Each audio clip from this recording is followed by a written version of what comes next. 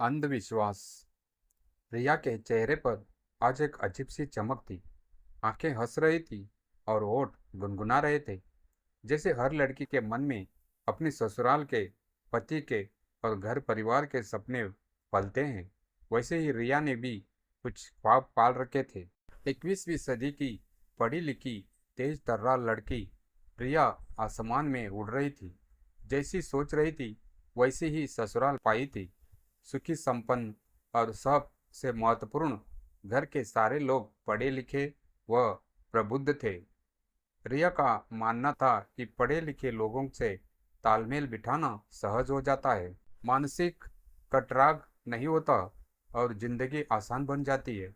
ससुर जी नामी वकील है, सासू जी एमकॉम तक पढ़ी बहुत बड़ी समाज सेविका है, देवर एमसी की पढ़ाई कर रहा है, नणंद फैशन डिजाइनर है और पति आरव एमबीए तक पढ़ा हुआ एक बड़ी कंपनी में मैनेजर है।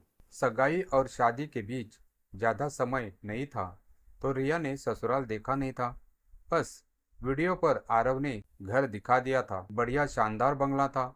सगाई के बाद 2 महीने में ही शादी हो गई तो ससुराल वालों से ज़्यादा जान पहचान का मौका नहीं मिला रिया को। पर रिया को लगा मेरा स्वभाव सरल और हंसमुख है, सो सबको चुटकी में अपना बना लूंगी, समझ लूंगी और घुल मिल जाऊंगी। ससुराल के सारे मेंबर्स पढ़े लिखे समझदार है तो दिक्कत नहीं होगी। शादी भी निपट गई और रिया आरव का हाथ थामे एक नए जीवन की नींव रखने जा रही थी। पर यह क्या, रिया ने गाड़ी से उतरकर दहलीज पर कदम रखा कि आश्चर्य में पड़ गई और दिल को धक्का भी लगा। घर के गेट पर एक काला पुतला लटक रहा था। दूसरी ओर नींबू मिर्ची और बीच में लोहे की यूं आकार की कोई चीज लगी हुई थी। रिया कुछ समझ पाती इससे पहले ही घर की बड़ी बुआ ने उसकी आरती उतारी और धीरे से उसके कान में फुसफुसाई, नजर न लगे इसीलिए ये सब लगा रखा है बहू। रिया ने हल्की हंसी में जवाब दिया। पर बुआ जी, ये सब तो सिर्फ अंधविश्वास है ना? बुआ जी के चेहरे पर असंतोष की लकीरें उभर आई। बेटा, हम लोग पढ़े लिखे जरूर हैं, पर पुरखों की परंपराओं को निभाना भी जरूरी होता है। यह घर की सलामती के लिए किया जाता है। रिया ने पहली बार महसूस किया कि हर परिवार का अपना अलग विश्वास होता है। आरव ने हल्का सा हाथ दबाकर उसे चुप रहने का इशारा किया, मानो कह रहे हो कि अभी इस विषय पर ज्यादा बोलना ठीक नहीं। घर में प्रवेश करने के बाद भी रिया के मन में सवाल उमड़ते रहे। क्या यह सिर्फ परंपरा थी या किसी अनकही आशंका का संकेत? क्या यह नए घर में स्वीकृता का की पहली परीक्षा थी? अगले ही दिन जब रिया किचन में जाने लगी तो उसकी नज़र दरवाजे के ऊपर लगे नींबू मिर्च पर पड़ी। मन में सवाल फिर से सिर उठाने लगे। क्या वाकई किसी की नज़र से अनहोनी हो सकती है या यह सब सिर्फ एक मन का वहम है? पर वह नहीं जानती थी कि जल्द ही कुछ ऐसा होने वाला है जो इन विश्वासों और अंधविश्वासों के बीच की रेखा को धुंधला कर देगा। अगली सुबह रिया ने नहाकर पूजा की और रसोई में जाने लगी। तभी घर की छोटी बहू साक्षी उसे रोकते हुए बोली, भाभी, पहले थोड़ा दूध पी लो, खाली पेट रसोई में जाना अशुभ होता है। रिया मुस्कुराई और हल्के अंदाज में बोली, अरे सच में? ऐसा क्यों? साक्षी हंस पड़ी। बस पुरानी मान्यता है, हमारे घर में सब यही करते हैं। माना जाता है कि इससे रसोई की बरकत बनी रहती है। रिया ने बिना बहस किए दूध पी लिया और किचन में चली गई। पर यह सब उसके मन में कहीं न कहीं एक अजीब सा असमंजस पैदा कर रहा था। वह विज्ञान में विश्वास रखती थी, पर यहाँ के रीति रिवाजों को नज़रअंदाज भी नहीं करना चाहती थी। दोपहर होते ही घर में अचानक हलचल मच गई। आरव के ताऊजी, जो घर के बड़े थे, अचानक सीढ़ियों से गिर गए और उनके पैर में गहरी चोट आ गई। घर में हंगामा मच गया। और सबसे पहले उनकी बड़ी बहन यानी वही बुआ जी जोर से बोल उठी। मैंने कहा था ना। नहीं, बहू ने आते ही पुराने नियमों की अनदेखी कर दी। रिया हक्की बक्की रह गई। पर इसमें मेरी क्या गलती? मैंने तो कोई नियम नहीं तोड़ा। वह घबराते हुए बोली। बुआ जी ने वेद भरी नजरों से उसकी ओर देखा। आज सुबह जब तुम आई थी, तुमने रसोई के दरवाजे पर लटकी नींबू मिर्च हाथ लगाकर हटा दी, याद है? शायद उसी की नजर उतर रही थी। रिया को याद आया कि सुबह जब उसने किचन में प्रवेश किया तो दरवाजे पर लटकी हुई सूख चुकी नींबू मिर्च उसे बेकार लगी और उसने उसे हटा दिया था। आरव ने बीच में आकर माहौल को शांत किया। बुआ, ये सब संयोग है। इसमें रिया की कोई गलती नहीं। पर घर के बाकी लोग भी फुसफुसाने लगे।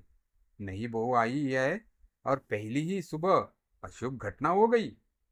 रिया का मन अब बेचैन हो उठा था। क्या यह मात्र अंधविश्वास था या सच में इस मान्यताओं में कोई रहस्य छुपा था? शाम को जब वह अपने कमरे में आई तो देखा कि साक्षी किसी से फुसफुसाकर बात कर रही थी। हाँ हाँ, कुछ तो गड़बड़ है। इतनी बड़ी घटना यूं ही नहीं होती। रिया के दिल की धड़कनें तेज हो गई। आखिर यह सब क्या हो रहा है? क्या यह सिर्फ मेरे आने का संयोग था? क्या कुछ और? उसे अंदाजा नहीं था कि यह तो बस शुरुआत थी। उस रात रिया को ठीक से नींद नहीं आई। नई जगह, नई लोग और दिन भर की घटनाओं ने उसके मन को बेचैन कर दिया था। आधी रात को जब उसकी नींद खुली तो उसे लगा जैसे कमरे के बाहर कोई धीमे धीमे कदमों से चल रहा हो। उसने धीरे से आरव को जगाया। सुनो, कोई बाहर चल रहा है। आरव ने पुनिंदी आवाज में कहा।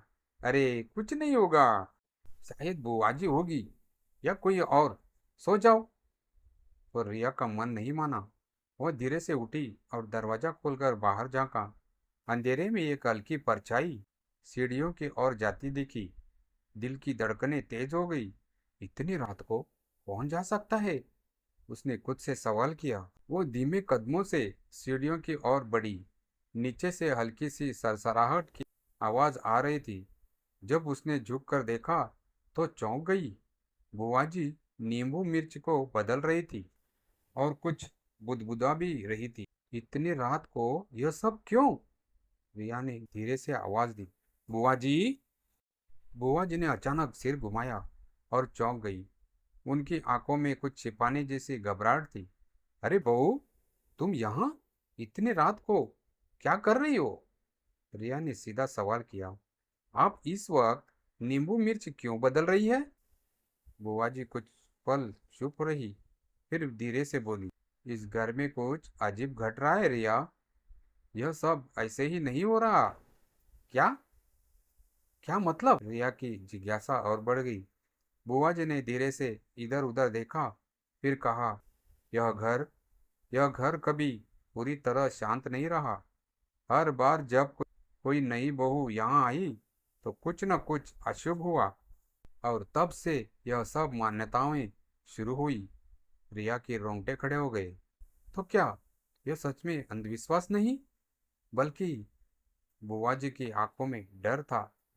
कुछ है बहू, कुछ जो हमें देख रहा है पर हम उसे नहीं देख सकते। रिया के मन में सवालों का तूफान उठ चुका था। क्या यह सिर्फ संयोग था या इस घर में वाकई कुछ अनदेखा, कुछ अनकहा छुपा था? और तभी घर के ऊपर वाले कमरे से किसी चीज गिरने की तेज आवाज हुई।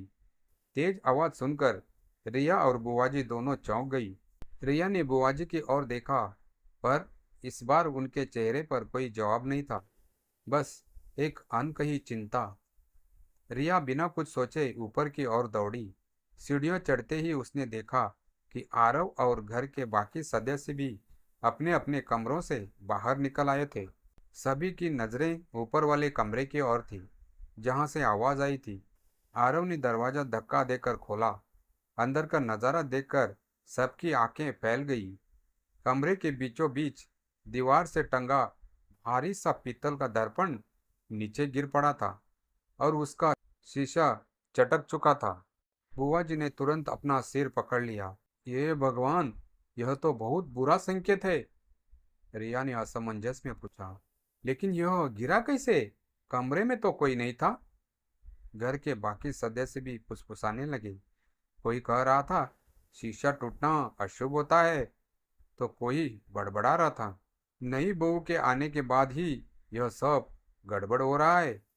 आरव ने सबको शांत करने की कोशिश की। यह सब सिर्फ इत्तेफाक है। शायद कील ढीली हो गई हो। हमें बेवजह डरना नहीं चाहिए। पर रिया का मन कह रहा था कि कुछ तो ऐसा है जो दिख नहीं रहा। अगली सुबह रिया ने तय कर लिया कि वह इस घर के अतीत के बारे में जानेगी।